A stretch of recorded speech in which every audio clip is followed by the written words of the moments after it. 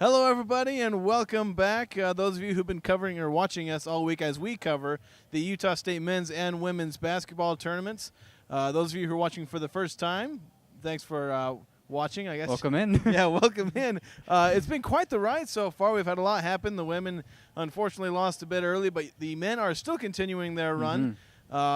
Though just barely so after last night's game. What'd you make of last night's game? Well, we almost thought they were going to be joining the women back on the bus ride home, right? Yeah. It was a close game, and it was really not what we were expecting based on our previews coming into the game. New Mexico really played that press really well, and they did some other things, and we'll get into that a little bit. But yeah, it was a lot closer than we were expecting. Yeah, so final score was 91-83, though. That score is deceptive because, I mean, New Mexico was up for the large majority of this game. Yeah. They were up by, I think, 8 points at one point.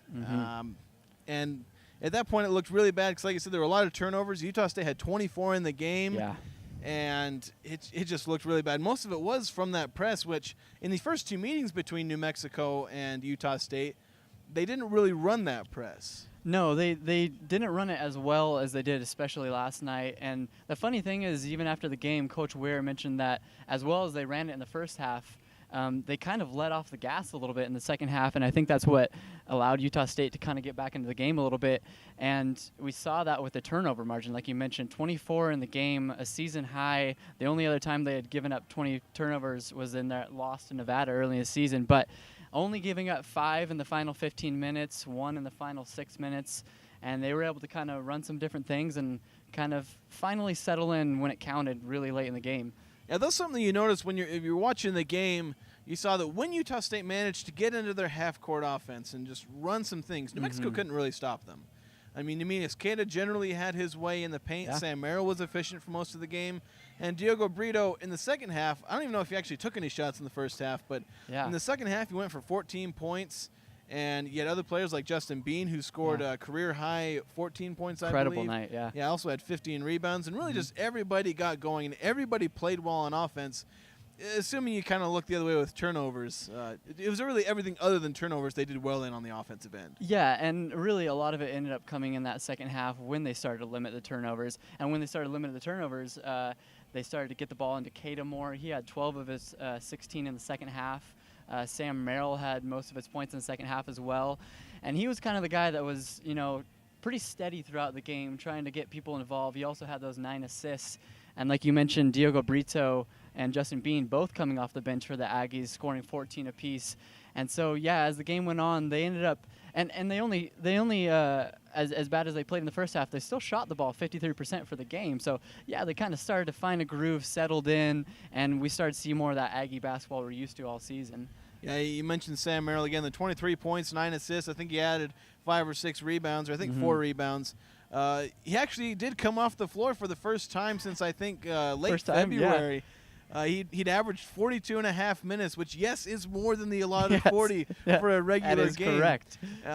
He played only 35 minutes, minutes. Coach Smith, after the game, said he should be well rested for today after being allowed to go to the bench for 5 minutes. It was largely for foul trouble. Yeah. That was the only reason he left, is he picked up his 4th with about 8 minutes to go. He missed the last about minute of the first half because he picked up his 3rd. But yeah, him playing with those 4 fouls and still being an effective player was huge for this team, and also his leadership and steadying the troops when they're on the floor. That was huge for Merrill. Even though I don't think he was really involved scoring wise in those final minutes, but having him on the court always helps. Well, and what was really great for the team is that you mentioned he was took off the court around the 8:30 mark with that 4th foul. And that was kind of when Utah started to make a little bit of a run, too. So, you don't have your best player on the court, and that's when you start to kind of find other guys getting involved. And Sam mentioned that after the game. He said, obviously he wants to play as many minutes as he can. He wants to be on the court. But the fact that the team was able to kind of rally around him being off the court and, find a way to keep themselves in and start to gain a lead that was huge for the Aggies last night. Yeah. So there's a lot of good performances, but we're going to kind of change gears. We're going to talk about Fresno State. They also played last night. They played after Utah State, although they had a much easier time with their matchup. Yeah. They played Air Force. They won 76-50. just a blowout. It was never even close after. I wasn't even really paying attention to the game as much, but I'd look up and see the score, and they'd be up by 15, then 20, and just by the end, there's another beat writer sitting there just like, can this game be over already? Yeah. Just because, it was that kind of way with the blowout. Yeah, So. Air Force really didn't have their way in that one at all. Yeah. So a couple of notable things from that game that may pertain to tonight's game, we'll see. Braxton Huggins, actually, who torched the Aggies in the first couple of matchups, the 2 matchups they've played this year. Huggins had 1 point against Air Force, went 0 for 11, 0 for 8 from 3.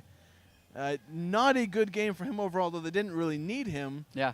Partly because they got 18 points from Deshaun Taylor, a first-team All-Mountain West selection. Huggins actually the newcomer of the year. And then they had 32 bench points. Yeah. Yeah, and the funny thing is, with as bad as Braxton Huggins shot the ball, they still shot the ball above 40% from 3, and they're the number 1 3-point shooting team in the conference. And so maybe that scares you a little bit if you're Utah State, saying that this guy who got 29 points per game against you in the last 2 games, had that game winner at home at the Spectrum, and he doesn't play well, and they still find a way to shoot that well. I don't know, maybe it scares you a little bit. Yeah, it is worrying because Huggins really has to, I think, shoot the ball poorly or at least not superbly for Utah State to win this game. You look at the first matchup in the Spectrum, he went 8 of 13 from 3, and he nailed that, what eventually became the game winner with 5.5 seconds left.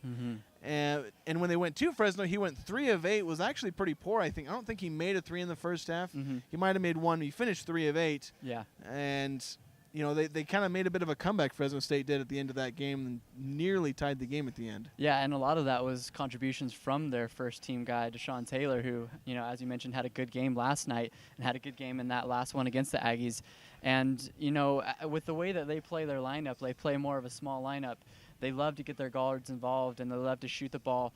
So, they have so many options that the Aggies really are going to have to do well to keep the perimeter players from, really going off tonight.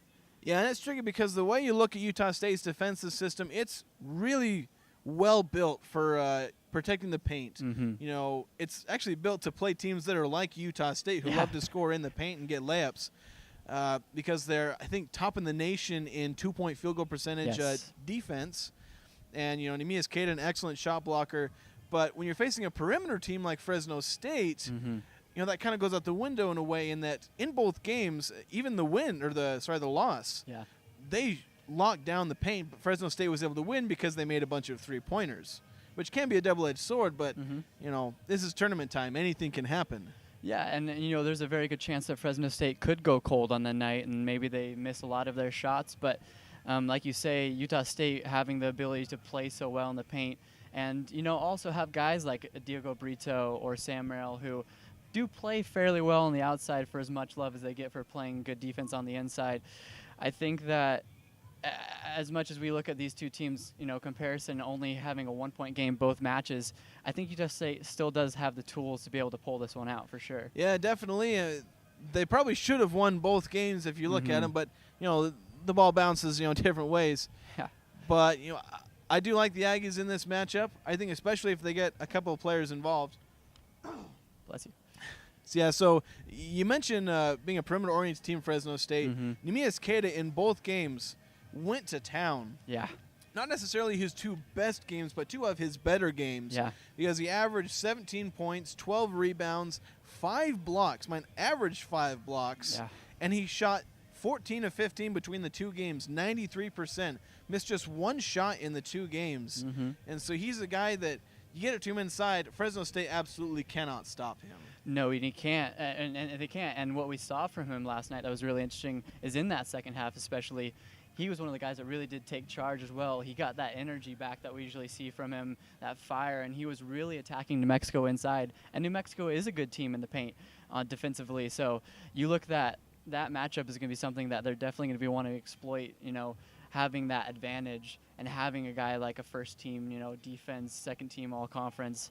Neemias Queta should have a really good night tonight. Yeah, and it'll be interesting because Sam Merrill actually struggled a little bit against Fresno State in those 2 matchups.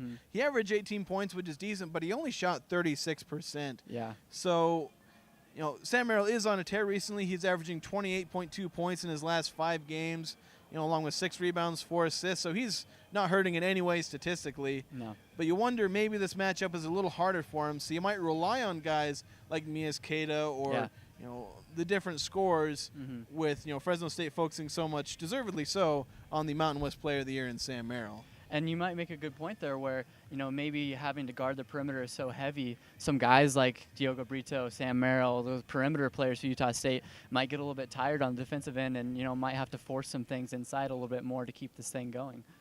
All right, so let's talk about keys to the game. What do you think one of the keys to the game are for Utah State to win this game? Well, we've touched on a lot of things, but I think definitely establishing their game inside the paint and being able to lock down on the outside, being able to not allow Fresno State to get good open looks. As long as they can keep their defense, their sets well, they're really good at switching and coming off the screens. As long as they can do those things right, I think there's going to be a really chance that they're going to be able to stay in this one and not let Fresno State get out to a big lead with some good shooting. Yeah, so I'm going to kind of go to the perimeter. I think, you want to play good perimeter defense, but try and make them become one-dimensional. Make them jack up tons of threes. Maybe it could burn you in the end. If they're starting to make them, then maybe adjust. Sure. But if you make them a one-dimensional team, and you see this all the time, live by the three, die by the three. Fresno State lives by the three. Try and make them die by it. Yeah. And that could win you the game because, teams don't stay hot forever. That's true. So I think if you can make them take ill-advised three-point shots and put pressure on them, then I think that would just go a long way to helping Utah State win this game. Yeah, I can see that happening. All right, so that'll wrap it up just about. I can't talk. It's been too exciting. Let's give you some predictions. Predictions. Yeah. All right, so we went really wrong with predictions. At least I did. I know mine. We both predicted low-scoring games. We weren't necessarily wrong in a lot of ways. Yeah. We predicted the winners. We just predicted the wrong kind of game. Yeah. But I'm going to flip, the low-scoring prediction and say this will be high-scoring. I mean, you look at the 2 games in the regular season, 78-77, 82-81. And, last night it was 91-83. Yeah. Utah State scored 91 points despite having 24 turnovers. Yeah. Give away 22 possessions, you score 91 points. That's pretty good. So I'm going to say 85-81. Utah State wins this. Close game, tough game, but they come away with it. Yeah, I completely agree with the way that this game's going to go scoring-wise. I think it's going to be another high-scoring game. I think with Utah State being able to put up 91 on New Mexico last night, they're definitely up in that 80s to 90s range. And I agree. I mean, the first 2 were super close. Why would we expect anything different from this one? I think that it's going to be, I'm going to say 87-82. Utah State's going to pull this one out. All right. So now you can listen to the game on Aggie Radio 92.3 KBLU. Scotty G will be on the call. And another thing, as this tournament wraps up, when we get closer to March Madness, the Utah Statesman Bracket Challenge will be coming up. So keep an eye out for that. Yeah. We've usually had prizes and things like that. So tell your friends, get ready. I know you're making a bracket. If you're watching this, I can guarantee you're making a bracket.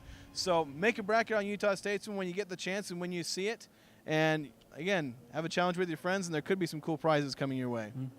All right, so that's going to wrap it up here. Hopefully we're here tomorrow. Yeah. Well, hopefully we'll see another Utah State win and a first-ever appearance in the Mountain West Championship Final because Utah State's made it to the semifinal twice now, but they've never made it to the final. Wouldn't that be the perfect end to a great season like this? Yeah, that would be.